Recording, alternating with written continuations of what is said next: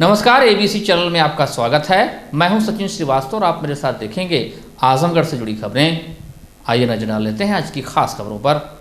खबर के प्रायोजक हैं वुडन और एल्यूमिनियम हुआ पुराना, यूपीवीसी विंडो और डोर्स का आया जमाना। यूपीवीसी विंडो और डोर्स के लिए संपर्क करें windows INC। Besides BJP office, roadways civil lines Azamgarh. Kashi Gomti jewellers, a wing of Kashi Gomti group निकट भंवरनाथ मंदिर, अयोध्या रोड, आजमगढ़। शादी का संपूर्ण पैकेज मात्र 1,51,000 रुपए में। शुद्धता की 100% गारंटी और लाइफस्टाइल फर्नीचर, बेलनाडी, आजमगढ़। आजमगढ़ जिले में गैंगस्टर नगदू से नंदलाल बनकर 35 साल से होमगार्ड की नौकरी करने वाला आखिरकार निलंबित हो गया। जांच में फर्जीवाड़ा की पुष्टि होने पर पुलिस ने रानी की सराय थाने में उसके खिलाफ मुकदमा भी पंजीकृत किया है। उक्त मामले की जांच आरोपी नकदू के भतीजे की शिकायत पर तत्कालीन DIG वैभव कृष्ण ने जांच कराई थी। आरोपी नकदू के खिलाफ हत्या के प्रयास, डकैती के कई मामले दर्ज थे। सितंबर 1989 से लेकर 2024 तक जिले के रानी की सराय और मेहनगर थाने में नौकरी करता रहा, लेकिन किसी को इसकी भनक तक नहीं लगी थी। जानकारी मुताबिक आरोपी नकदू के भतीजे नंदलाल ने चाचा नकदू के खिलाफ 3 दिसंबर को DIG वैभव कृष्ण से शिकायत की थी। आरोप लगाया था कि चाचा 35 साल से फर्जी तरीके से होमगार्ड की नौकरी कर रहे हैं। इस पर DIG ने जांच के आदेश दिए। जांच में सामने आया कि रानी की सराय थाना क्षेत्र के चकवारा निवासी नकदू पर 1984 में हत्या और साक्ष्य छुपाने का मुकदमा दर्ज हुआ था। नकदू ने 1984 में जहानागंज थाना क्षेत्र के रहने वाले मुन्ना यादव की रंजिश में गोली मारकर हत्या कर दी थी। इसके बाद नकदू पर 1987 में डकैती का मुकदमा दर्ज हुआ। फिर बाद में नकदू पर 1988 में गैंगस्टर की कार्रवाई की गई। इसकी हिस्ट्री शीट भी खोली गई। जांच में सामने आया कि नकदू यादव कक्षा 4 तक गांव के प्राइमरी स्कूल में पढ़ा है। कक्षा 8 का फर्जी प्रमाण पत्र बनवाकर वर्ष 1989 में होमगार्ड की नौकरी हासिल की। आरोपी नकदू ने नौकरी पाने के लिए अपनी पहचान भी बदल दी। 1990 के पहले तक आरोपी की पहचान नकदू यादव पुत्र लोकई यादव के रूप में थी। इसके बाद वह 1990 में आरोपी नकदू से नंदलाल बन गया। आरोपी नंदलाल यादव पर 1988 में गैंगस्टर की कार्रवाई कर हिस्ट्री शीटर में शामिल कर लिया गया था। इसके बाद भी आरोपी ने सितंबर 1989 को होमगार्ड विभाग ज्वाइन कर लिया।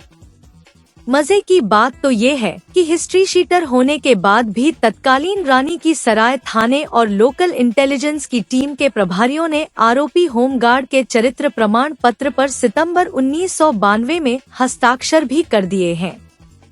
इस मामले में आजमगढ़ के SP हेमराज मीना ने बताया कि रानी की सराय थाना क्षेत्र में एक फर्जीवाड़ा कर होमगार्ड की नौकरी करने का मामला सामने आया था। मामले की जांच हुई तो सही पाया गया। नकदू के खिलाफ रानी की सराय थाने में मुकदमे पंजीकृत है। उसके द्वारा कूट रचित दस्तावेज तैयार कर नाम में परिवर्तन किया गया था। पिछले 35 साल से वह मेहनगर थाने में नौकरी कर रहा था। उसके खिलाफ पुलिस ने मुकदमा पंजीकृत कर जांच शुरू कर दी है। उक्त आरोपी किस प्रकार से पुलिस को चकमा देकर नौकरी करता था, इसकी भी विभागीय जांच कराई जा रही है कि वह अब तक पुलिस की पकड़ में क्यों नहीं आया था। SP ने बताया कि आरोपी इस समय जेल में है। देखिए, थाना रानी की सराय में एक प्रकरण सामने आया था जिसमें अपराध संख्या 326/24 में एक अभियुक्त नंदलाल उर्फ नकदू है, इनकी गिरफ्तारी करके इनको जेल भेजा गया था, जो कि आपस में इनके पड़ोसियों में मारपीट हुई थी और उसी में मारपीट में इनको गिरफ्तार किया गया था। उसी समय किसी व्यक्ति के द्वारा ये जानकारी दी गई थी कि जो नंदलाल उर्फ नकदू है, ये मूल रूप से रहने वाले हैं थाना रानी की सराय के, और ये मेहनगर में करीब 1990 से वहाँ पे होमगार्ड के रूप में अपनी ड्यूटियाँ दे रहे थे। और ये जानकारी मिली थी कि इनके ऊपर 1984 से लेके और 1989 के बीच में काफ़ी मुकदमे पंजीकृत हुए थे और इन पे ऊपर गैंगस्टर एक्ट की भी कार्रवाई हुई थी। और उसके बाद में ये अपना नाम बदल के और अपने अभिलेखों में इन्होंने परिवर्तन करके और 1990 से ये होमगार्ड के रूप में भर्ती हो गए थे और तब से लगातार होमगार्ड में ड्यूटी कर रहे थे। और ये रहने वाले थाना रानी की सराय के हैं और इनकी जो ड्यूटी है वो मेहनगर में लगती थी अक्सर। तो इस तरीके से इन्होंने अपना डॉक्यूमेंट्स ही कक्षा 4 तक ही पढ़े हुए हैं, तो डॉक्यूमेंट्स में भी इन्होंने जो फर्जी डॉक्यूमेंट्स लगा के इन्होंने नियुक्ति पाई थी। और ये तब से लगातार अपना नाम परिवर्तन करके और वहाँ पे मैनेज कर रहे थे। इनका थाना जो रानी की सराय में इनके विरुद्ध में HS भी इसमें खुला था। इनका HS 52/A है और ये इनकी HS है वो 1988 में खुली थी और तब से ये HS के रूप में इनका जब से वहाँ पे सत्यापन भी होता रहा था बीच बीच में। लेकिन चूंकि इन्होंने नाम परिवर्तन कर रखा था और अपने दस्तावेज है उसमें भी फर्जी इन्होंने दस्तावेज लगा रखे थे, तो इनकी जानकारी नहीं हुई थी। जब ये मुकदमा इनके खिलाफ पंजीकृत हुआ और जब ये गिरफ्तार हुए रानी की सराय में, तब ये प्रकरण सामने आया और उनके विरुद्ध में अभी रानी की सराय थाने में ही ये 359/24 है मुकदमा पंजीकृत किया गया 9 तारीख को 12वें महीने की 9 तारीख को मुकदमा पंजीकृत किया गया है। और जो BNS की धारा 319 और 318 में इनके खिलाफ में कार्रवाई इसमें की गई है। अभी वर्तमान में ये जेल में है और बाकी इनके ऊपर जांच की जा रही है कि इन्होंने कहाँ किस तरीके से इस दौरान ड्यूटियां की और किस तरीके से इन्होंने अपने आप को मैनेज किया कि ये कभी पकड़ में नहीं आ पाए। तो इन सभी चीज़ों की जांच की जा रही है। इस तरह पे यदि कहीं से लापरवाही पुलिस विभाग की या होमगार्ड डिपार्टमेंट्स की मिलेगी तो उसके लिए भी एक विभागीय इसमें जाँच इसमें शुरू की गई है। और जाँच के आधार पर जो भी तथ्य निकल के आएंगे उनके आधार पर इसमें आगे की विधिक कार्रवाई की जाएगी। अभी वर्तमान में इनको निलंबित कर दिया गया है और इनके खिलाफ जांच होमगार्ड डिपार्टमेंट से भी शुरू कर दी गई है और इनको वहाँ से बर्खास्त करने की कार्रवाई है वो की जा रही है। और अभी वर्तमान में जेल में है और इन्हीं सभी आधार पर इनके खिलाफ में अन्य जो भी आगे की जो विधिक कार्रवाई वो भी की जाएगी। जो है उससे बेहतर चाहिए। पूरी दुनिया साफ करने के लिए मेहतर चाहिए। वह मेहतर मैं हो नहीं पाता, पर रोज कोई भीतर चिल्लाता है कि कोई काम बुरा नहीं, बशर्ते कि आदमी खरा हो। जी हाँ, मुक्तिबोध की इन पंक्तियों को ग्राम प्रधान असलम खान ने सच साबित कर दिखाया है। आपको बता दें कि जिले की सभी ग्राम पंचायतों में पंचायत घर ग्राम सचिवालय के तौर पर विकसित हो रहे हैं, लेकिन आजमगढ़ जिले के मिर्जापुर ब्लॉक के बिनापारा ग्राम पंचायत में पंचायत सचिवालय हाईटेक होने के साथ ही सभी आधुनिक सुविधाओं से लैस है। जिले के मिर्जापुर ब्लॉक का बिनापारा ग्राम पंचायत जिले के समस्त ग्राम पंचायतों में अपनी एक अलग पहचान बना चुका है। इसकी चर्चा अब पूरे उत्तर प्रदेश में हो रहा है। आधुनिक सुविधाओं से लैस पंचायत सचिवालय जनपद के अन्य ग्राम पंचायतों को आईना भी दिखा रहा। करीब 3030 की आबादी का गांव बिनापारा में कुल 28 सोलर लाइट भी लगी है। सरकार ने जब ग्राम पंचायत घरों को ग्राम सचिवालय में बदलने की योजना शुरू की तो उसके बाद बिनापारा ग्राम पंचायत को 21,78,000 रुपए का बजट आवंटित हुआ, जिसमें से करीब 19 लाख रुपए अब तक खर्च हुए हैं, लेकिन काम 49 लाख का हुआ है। सचिवालय में टाइल्स लगा हुआ है। ग्राम पंचायत सचिव, लेखपाल, ग्राम रोजगार सेवक एक ही छत के नीचे बैठकर काम कर रहे हैं। ग्राम सचिवालय में जन सुविधा केंद्र भी है, जहां ऑनलाइन आवेदन तथा सूचनाओं की फीडिंग यहीं पर होती है। ग्रामीण जनता को ब्लॉक और तहसील से छुटकारा मिला है। ग्राम सचिवालय पर ही लेखपाल, रोजगार सेवक, ग्राम पंचायत अधिकारी और प्रधान एक ही स्थान पर मिलते हैं। इसके साथ ही हाट बाजार जहां रोजमर्रा के सामान मिलते हैं। अन्नपूर्णा भवन, रेन हार्वेस्टिंग सिस्टम, ऑनलाइन पढ़ने के लिए आधुनिक लाइब्रेरी, सामुदायिक मिलन केंद्र भी है।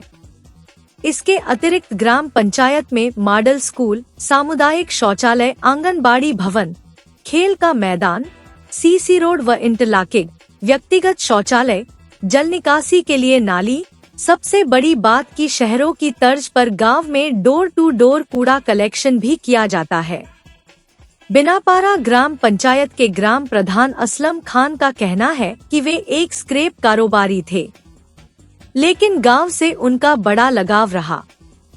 यही कारण रहा कि गांव के विकास के लिए महिला सीट होने पर उनकी पत्नी यहां की ग्राम प्रधान हुई। उसके बाद अब असलम ग्राम प्रधान है।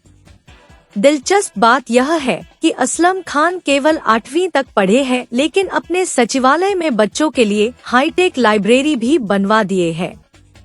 और सबसे बड़ी बात यह है कि पूरा ग्राम सचिवालय सोलर पैनल से चलता है और इसमें पुलिस बीट का रूम भी बना है।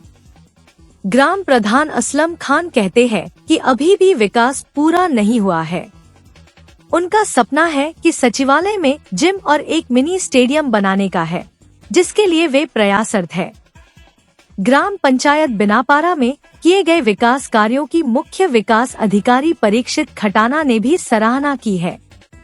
उनका कहना है कि कोशिश होगी कि जिले की सभी ग्राम पंचायतों में इस तरह की व्यवस्था की जाए। ग्राम पंचायत भवन बनाया है जी। किस तरह से मन में ये ख्याल आया और क्या क्या चीज़ें आपके पंचायत भवन में है और कितनी लागत पे बनकर तैयार हुआ है ये 21,78,000 का इसका बजट था और इसमें हमने लिया है सरकार से 18 लाख रुपया। 18 लाख कुछ मतलब और क्या क्या सुविधाएं हैं इस भवन में आप? यहाँ टोटली तहसील और ब्लॉक से छुटकारा लोगों को मिला है। तहसील और ब्लॉक का चक्कर नहीं लगाना पड़ता। अब सारे काम तहसील और ब्लॉक के यहीं पे होते हैं। अब सबके लिए अलग अलग रूम बने हुए हैं हर विभाग के लिए। डिजिटल लाइब्रेरी है, बच्चे ऑनलाइन क्लासेस करते हैं। और बेसमेंट यहाँ गड्ढा होने की वजह से बेसमेंट बनाना पड़ा, जिसमें मैरिज हॉल का भी काम करता है। शादी भी इसमें, गर्मी में कई शादियाँ हुई हैं और बच्चे कोचिंग भी करते हैं। तो शासन से किस तरह का निर्देश आया था? आपने जब ये काम शुरू कराया तो कितनी कठिनाइयों का सामना करना पड़ा? क्या कुछ ऐसी चीज़ें रही? नहीं, ऐसा कुछ तो नहीं था। बस शासन की जो मंशा थी, उस मंशा को हम पूरी तरह से धरातल पे उतारने की कोशिश किए हैं। क्या कहना चाहेंगे और लोगों के लिए कि किस तरह से काम करने पर आप क्या प्रेरणा बनना चाहेंगे? बताना क्या चाहेंगे समाज को? क्या बताना चाहेंगे, तो हम तो खुदे बताए इससे पहले कि हम खुदे सीख रहे हैं। अभी धीरे धीरे बहुत सारी जानकारी हमको भी नहीं है। अच्छा, जहाँ एक तरफ लोग कहते हैं कि काम करना बड़ा मुश्किल होता है, आपने इतना बड़ा स्ट्रक्चर खड़ा कर दिया, तो क्या कुछ कठिनाइयाँ भी आई कि अधिकारियों का कैसा सहयोग रहा? नहीं, अधिकारियों को बहुत, हमारे सचिव हैं विनीत सिंह, जहाँ भी हमको ये लगता है कि हाँ नहीं समझ में आता तो इनसे डिस्कस करते हैं, तो सही रास्ता दिखाते हैं और कोशिश करते हैं कि ज़्यादा से ज़्यादा जो भी सरकार की स्कीम है बिनापारा को मिलती रहे। मिलती भी हैं। आप देख ही रहे हैं, यहाँ पे 4-5 बिल्डिंगें जो भी बनी हुई सब सरकारी बिल्डिंग हैं और इसी कार्यकाल में बनी हुई हैं। जी। कितनी बार से आप प्रधान हैं? ये दूसरी बार है। इससे पहले हमारी पत्नी थी और इस बार हम हैं। देखिए, बीनापारा हमारे यहाँ मिर्ज़ापुर ब्लॉक में एक ग्राम पंचायत है, जहाँ पे जो प्रधान जी है उनके द्वारा जो पंचायत भवन है ग्राम पंचायत, उसको बहुत ही सुंदर और एक अच्छी प्लानिंग के तहत उसको बनाया गया है, जिसमें विभिन्न जो कर्मचारी होते हैं हमारे ग्राम स्तर के, स्वास्थ्य विभाग के जो कर्मचारी है, लेखपाल है, सेक्रेटरी स्वयं है, पंचायत सहायक है, और वहाँ का जो मीटिंग हॉल है जिसमें ग्राम पंचायत के जो सदस्य हैं और अन्य जो ग्राम पंचायत के जो निवासीगण हैं, सभी लोग वहाँ पे अपना जा कर के बैठ सकते हैं और संबंधित जो डिस्कशंस होती है ग्राम पंचायत की या ग्राम सभा की जो मीटिंग्स होती है उनका आयोजन एक अच्छे माहौल में और एक हाईटेक वहाँ का जो मीटिंग हॉल है उसको बनाया गया है। उसमें स्मार्ट बोर्ड आदि भी वहाँ पे लगाए गए हैं, जो हमने वीडियो के माध्यम से अभी देखा है, और जल्द ही हम स्वयं भी वहाँ पे जाकर के विजिट करेंगे और ग्राम पंचायत का अवलोकन करेंगे।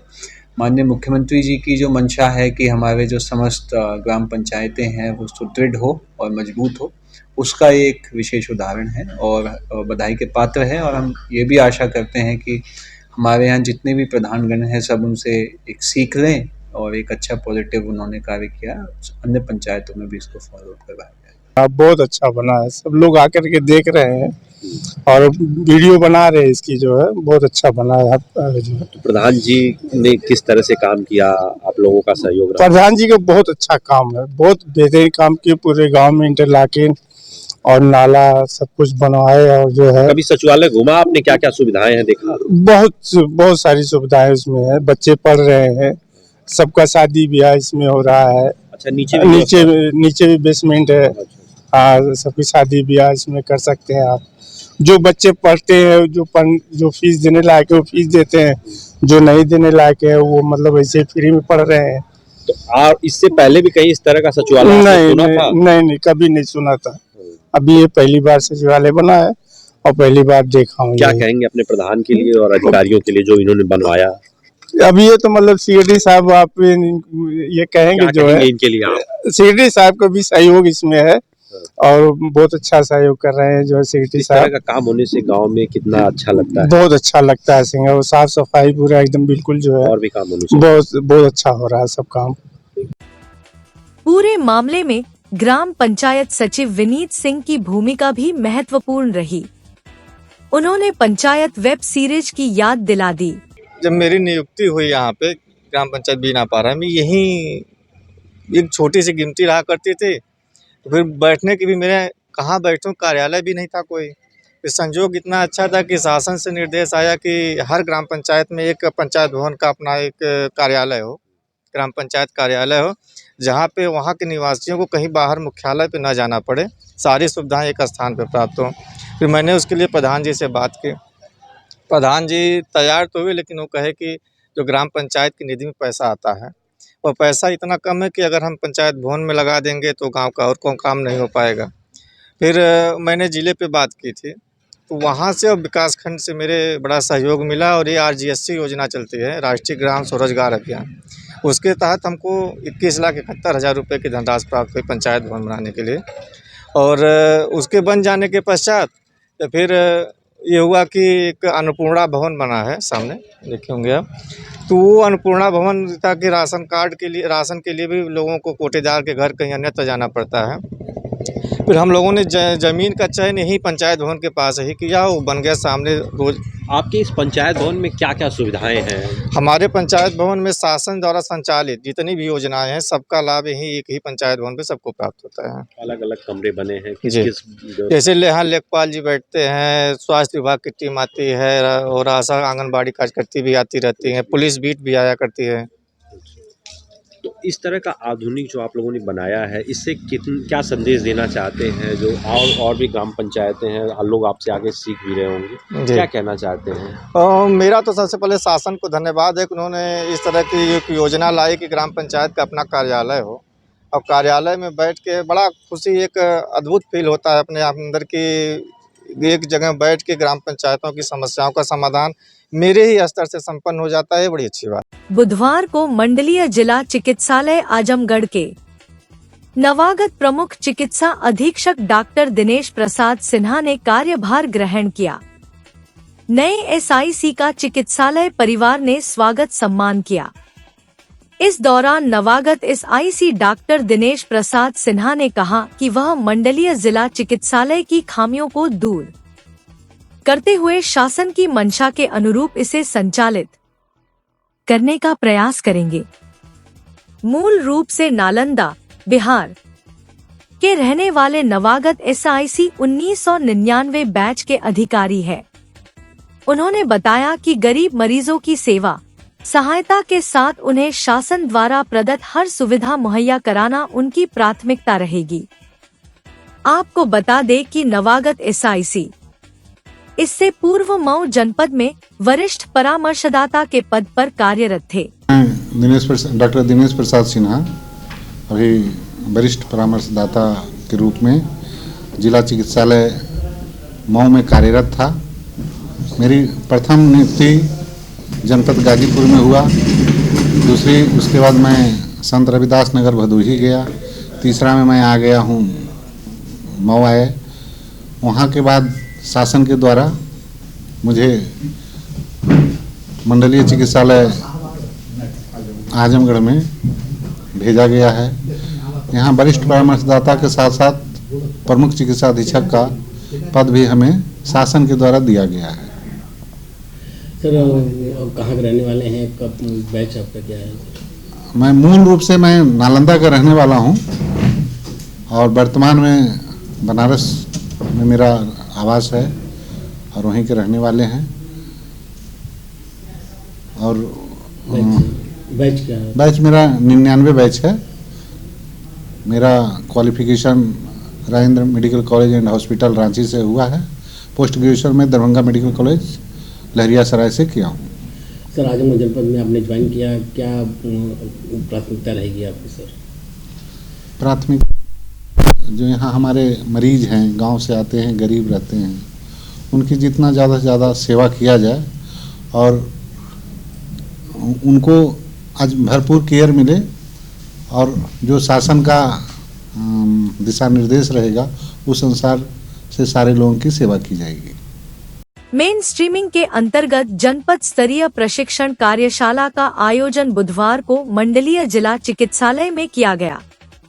वक्ताओं ने कहा कि एड्स से बचाव के लिए सबसे कारगर कदम एड्स रोग के प्रति जागरूकता एवं जानकारी ही है। जिला क्षय रोग अधिकारी डॉक्टर सुरेंद्र सिंह ने कहा कि जनपद के 5 ब्लॉक में आयोजित होने वाली प्रशिक्षण कार्यशालाओं के लिए विभागवार माइक्रो प्लान बना लिया गया है।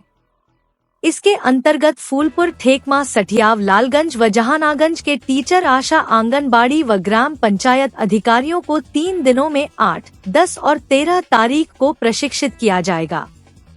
उन्होंने कहा कि एड्स रोग मुख्यतः असुरक्षित संभोग, संक्रमित खून के चढ़ाने से तथा एक ही सुई द्वारा नशे के इंजेक्शन लेने से एवं संक्रमित मौ से बच्चे में आने से फैलता है। एड्स रोग छूने से, गले लगाने से, रोगी के कपड़े पहनने से, रोगी की समस्त वस्तुएं इस्तेमाल करने से, संयुक्त शौचालय इस्तेमाल करने से, टेलीफोन प्रयोग करने से तथा मच्छर के काटने से नहीं फैलता है।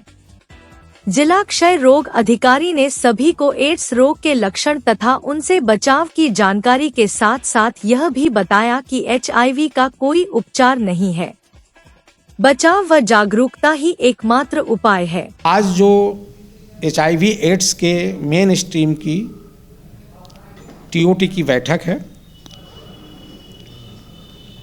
इसमें हम लोग चूँकि ये जो HIV है इसकी न कोई वैक्सीन है न कोई दवा है। ये जब भी इसमें हम कंट्रोल पा सकते हैं तो केवल प्रचार प्रसार से, जन जागरूकता करके ही हम इस पर विजय प्राप्त कर सकते हैं। उसी उद्देश्य से आज हमारे ICDS के, BSA के प्रतिनिधि, हमारे HIV काउंसिलर जो ट्रेनर हैं, उनको आज ट्रेनिंग दी जा रही है। ये जाके 5 ब्लॉक में ये सभी आशा का सभी आंगनबाड़ी कार्यकर्ती और सहायिकाओं का, टीचर्स का, ग्राम पंचायत अधिकारी का ये लोग ट्रेनिंग देंगे। 5 ब्लॉक्स है। कौन कौन है इसमें? फूलपुर है, ठेकमा, सठियाव, लालगंज और जहानागंज, ये 5 ब्लॉक में ये ट्रेनिंग होनी है। ये ट्रेनिंग 8, 10 और 13 को होगी, 3 बैचों में होगी 5 ब्लॉक में। ये जितने भी हमने पूर्व में नाम बताए, आशा, आंगनबाड़ी कार्यकर्ती एवं सहायिका, ग्राम पंचायत अधिकारी एवं टीचर्स, शिक्षकों का ये ट्रेनिंग दी जाएगी और उनके माध्यम से हर एक गांव में ये जन जागरूकता फैलाई जाएगी ताकि लोग इसके बारे में जानकारी प्राप्त करें और इससे बचाव करें कि कैसे इसे बचा जा सकता है। आजमगढ़ के जहानागंज थाना क्षेत्र के सेमा ग्राम सभा के पाडरबोझ मौजा के चौहान बस्ती में स्थित काली माता का स्थान स्थित है। बीती रात ठंड शीतलहर में अज्ञात अराजक तत्वों द्वारा काली जी की चौरी तोड़ दिया गया तथा चौरी के ऊपर लटकते घंटे में बड़ी बड़ी मछली को टांग दिया गया। सुबह गांव के लोग जब शौच के लिए निकले तो किसी ग्रामीण का ध्यान काली जी के स्थान पर गया तो देखा कि तोड़ फोड़ हुआ है, मछली टंगी है। पूरे गांव में यह खबर तेजी से फैल गई और इसकी सूचना पुलिस को दी गई। सूचना पाते ही थानाध्यक्ष वीरेंद्र कुमार ने मौके पर पहुंचकर जांच में जुट गए। गांव में तरह तरह की चर्चाएं शुरू हो गई। लोगों का कहना है कि ऐसा अभी तक देखने को नहीं मिला था। वहीं मामले में पुलिस अधीक्षक हेमराज मीणा ने बताया कि तांत्रिक कार्य के लिए यह कार्य किया गया था। आरोपी व्यक्ति को चिन्हित कर लिया गया है और उसे गिरफ्तार कर लिया गया है। थाना जहानागंज में पाडरबोझ मोजा गांव में काली माता के मंदिर में किसी व्यक्ति के द्वारा जो वहाँ पे तांत्रिक विद्या की गई और उसमें जो मंदिर में जो घंटे बंधे हुए थे उनमें मछलियों को रखा गया है। इसमें थाना जहानागंज में मुकदमा पंजीकृत किया गया है और जो तांत्रिक विद्या करने वाले व्यक्ति है उसको चिन्हित कर लिया गया है और इसकी गिरफ्तारी के लिए टीम लगी हुई है और शीघ्र इसमें गिरफ्तारी करके और उसके विरुद्ध कार्रवाई की जाएगी। और वहाँ पे अभी किसी प्रकार की कोई कानून व्यवस्था की स्थिति नहीं है और पुलिस इसमें तत्परता के साथ में कार्रवाई कर रही है। बुधवार को मुजफ्फरपुर स्थित कान्हा गौवंश आश्रय स्थल में नगर अधिशासी अधिकारी विवेक कुमार त्रिपाठी की उपस्थिति में विहिप गोरक्षा के पदाधिकारियों द्वारा विधिवत गौपूजन करते हुए बोरे से बने 100 से अधिक वस्त्र वितरित किए गए। साथ ही गौशाला की सेवा में लगे सभी कर्मचारियों को पटका पहनाकर और कंबल देकर पदाधिकारियों द्वारा स्वागत अभिनंदन किया गया। कार्यक्रम में बतौर अतिथि सेवा भारती के प्रांत संगठन मंत्री सत्येंद्र, प्रांत संरक्षक गोरक्षा अशोक अग्रवाल, प्रांत अध्यक्ष राणा प्रताप राय सोनू, लोक दायित्व के केंद्रीय संयोजक पवन कुमार उपस्थित रहे। विहिप गोरक्षा के जिलाध्यक्ष चंदन सिंह ने बताया कि कान्हा गौवंश आश्रय स्थल पर बोरा वितरण कार्यक्रम किया गया है और इसी तरह आगे भी जनपद की गौशालाओं में कार्यक्रम होते रहेंगे। इस अवसर पर दीनानाथ सिंह, गौरव रघुवंशी, कथावाचक अलंकार कौशिक, सदानंद सिंह, प्रशांत, उत्कर्ष, आशीष यादव, राहुल सोनकर, ब्रजेश, अजीत, शिवम समेत अनेक कार्यकर्ता उपस्थित रहे। आज हम सभी लोग विश्व हिंदू परिषद गोरक्षा की तरफ से नगर पालिका में स्थित गौशाला जो है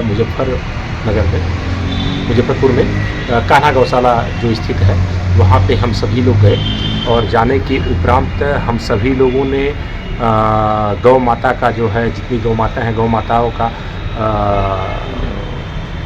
माता को हम लोगों ने जो है पूजन किया। पूजन करने के उपरांत उनको ठंड से बचाने के लिए वस्त्र जो कि जूट का बना हुआ बोरा होता है उसको हम सभी लोगों ने गौ माता लोगों को जो है उठा करके उनको पहनाया जिससे कि उनको जो है ठंड से बचाया जा सके। इसमें सहयोग ईओ साहब का भी रहा, वो वहाँ पे उपस्थित रहे और उपस्थित होकर के उनकी व्यवस्था के अंतर्गत देखते हुए हमारे प्रांत के पदाधिकारी, हमारे विश्व हिंदू परिषद गोरक्षा के अनेक पदाधिकारी, सभी पदाधिकारी उपस्थित रहे। नाबालिग बालकों तथा मानसिक रूप से अशक्त व दिव्यांग व्यक्तियों को निशुल्क कानूनी सहायता उपलब्ध कराने के लिए जिला विधिक सेवा प्राधिकरण के सचिव अपर जिला जज धनंजय कुमार मिश्रा ने बुधवार को प्राधिकरण के पैनल अधिवक्ता तथा पैरा लीगल वॉलंटियर्स के साथ मीटिंग की। इस मीटिंग में अपर जिला जज धनंजय कुमार मिश्रा ने बताया कि राष्ट्रीय विधिक सेवा प्राधिकरण के निर्देश पर 18 वर्ष से कम उम्र के सभी बालकों के लिए जनपद में निशुल्क न्याय प्रदान करने के लिए जिला विधिक सेवा प्राधिकरण के तहत एक legal service unit for children का गठन किया गया है। इस कमेटी में 8 फाइनल अधिवक्ता तथा 10 पैरा लीगल वॉलंटियर्स को मनोनीत किया गया है। यह कमेटी बालकों को उनके कानूनी अधिकारों के प्रति जागरूक करेगी। जहां कहीं भी 18 वर्ष से कम उम्र के बच्चों के साथ अन्याय हो रहा हो या उनको बाल श्रम में लगा दिया गया हो, वे जोखिम का काम कर रहे हो, इन बालकों का पता कर उनको न्याय दिलाने तथा उनके पुनर्वास की व्यवस्था करने के उपाय किए जाएंगे। इसी के साथ मानसिक रूप से अशक्त तथा दिव्यांग लोगों को भी निशुल्क कानूनी सहायता मिले, इसके लिए भी प्रयास किए जाएंगे। इस काम में मनोनीत सभी पैनल अधिवक्ता पैरा लीगल वॉलंटियर्स के साथ काम करेंगे।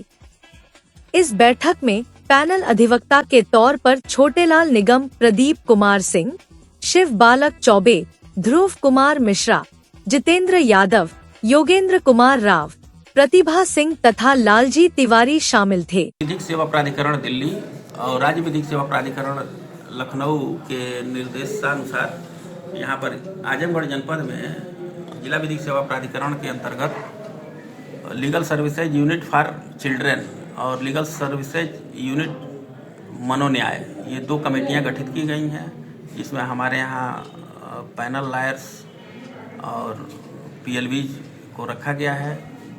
इन कमेटियों का जो काम है वो ये है कि इस ज़िले में जो भी बालक हैं 18 साल से कम उम्र के और जिनको केयर और प्रोटेक्शन की ज़रूरत है, उनको चिन्हित करना, उनको विधिक सहायता देना, उनको प्रोटेक्शन दिलाना, जिस फोरम से हो सके उस फोरम से। इसके अलावा जो अपचारी किशोर हैं, उन्हें अगर विधिक सहायता की ज़रूरत है तो उनको विधिक सहायता दिलाने का प्रयास करना, वो सारे उपाय करना जिससे उनको फ्री एवं सक्षम कानूनी सहायता प्राप्त हो सके। मां महामैत्रायणी योगिनी के निर्वाण दिवस पर अघोराचार्य बाबा कीनाराम अघोर शोध एवं सेवा संस्थान क्री कुंड वाराणसी के जिला आजमगढ़ की सदर शाखा की ओर से कंबल वितरण का कार्यक्रम आगामी 13 जनवरी 2025 को सिंहपुर बाजार में सुबह 11 बजे से आयोजित किया गया है। उक्त बातें मीडिया से मुखातिब होते हुए सदर शाखा के प्रमोद कुमार सिंह व गजराज प्रसाद ने संयुक्त रूप से बताया कि आज के दौर में बेहतर जीवन जीने के लिए मां महामैत्रायणी योगिनी के विचारों व आचरण को आत्मसात करके ही मानव जाति का कल्याण हो सकता है। इसी कल्पना को जनवरी से जनवरी तक पहुंचाने के लिए समूह के दिशा निर्देशन में कंबल वितरण का कार्यक्रम आयोजित किया गया है। मां महामैत्रायणी योगिनी के निर्वाण दिवस पर हर वर्ष असहायों और जरूरतमंदों में कंबल वितरण किया जाता है। इस बार यह कंबल वितरण कार्यक्रम स्वर्गीय उद्यभान सिंह नंदी के पुष्पांजलि कार्यक्रम के दौरान ही जरूरतमंदों में वितरित किया जाना सुनिश्चित है। उक्त कार्यक्रम के सफल आयोजन हेतु सभी को जिम्मेदारी सौंप दी गई है। इस अवसर पर डॉक्टर पंकज, विपिन सिंह, संजय सिंह, अशोक जायसवाल, वीरेंद्र सोनकर, विशाल यादव, लालधर यादव प्रधान, ओम प्रकाश बंटू, अनश्वर सिंह अंकुर, पिंटू सिंह, संतोष तिवारी, अशोक सिंह, सुरेंद्र सिंह, रीशु, बाला, मोनू चौरसिया, नरेंद्र, धनंजय मन्नू, रानू रिंटू आदि भक्तगण मौजूद रहे।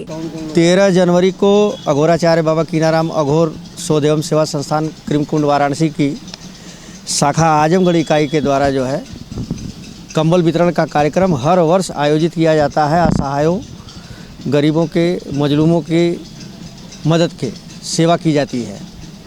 उसी के क्रम में आजमगढ़ के 13 जनवरी को सिंहपुर बाज़ार में इस बार जो है कार्यक्रम रखा गया है।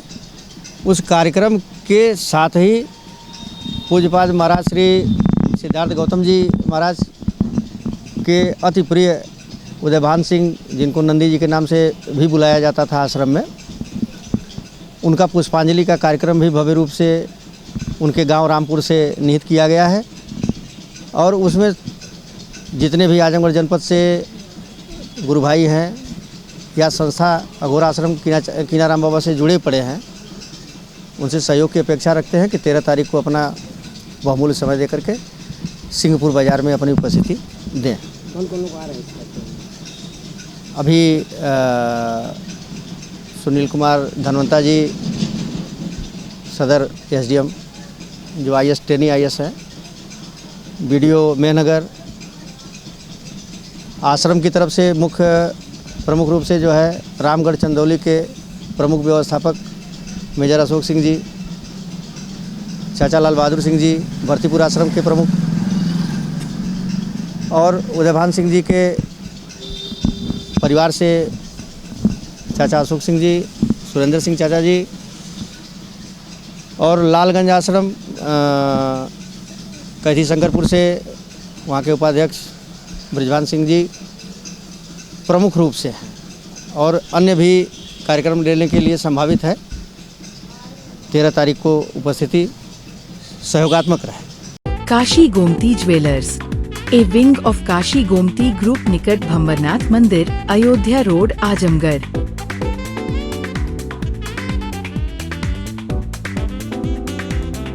गोल्ड, डायमंड और सिल्वर की ज्वेलरी का विशाल संग्रह।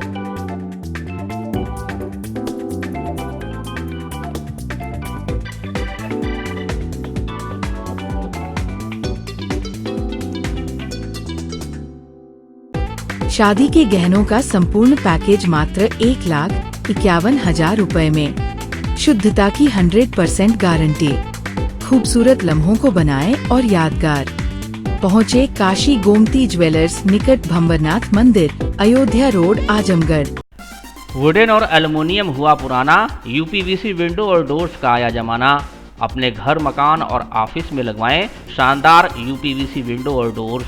दीमक, पेंट, पॉलिश के खर्चों से बचें। High security, sound proof, energy saving, fire resistant, water proof, one time investment. UPVC window और डोर्स अब आपके शहर आजमगढ़ में उपलब्ध। Windows INC besides BJP office, roadways, civil lines, Azamgarh. Lifestyle furniture, Belnadi, Azamgarh. सभी प्रकार के फर्नीचर एवं इलेक्ट्रॉनिक सामानों की भरपूर रेंज उपलब्ध। हमारे यहाँ EMI की सुविधा 0% ब्याज पर उपलब्ध। इलेक्ट्रॉनिक सामानों में LED TV, refrigerator, washing machine, air conditioner, air cooler, deep freezer, water cooler, mixer, juicer, iron, fan, induction, battery, inverter, electric geyser, gas geyser, आटा चक्की इत्यादि। फर्नीचर के सामानों में बेड, गद्दा, सिंगारदान, अलमीरा, sofa, table, chair, rack, stool, संदीली, सीढ़ी, डाइनिंग टेबल, झूला आदि। शादी विवाह की हो तैयारी या ऑफिस और घर के लिए सामानों की करनी हो खरीदारी, पहुँचिए लाइफस्टाइल फर्नीचर, बेलनाडी, आजमगढ़।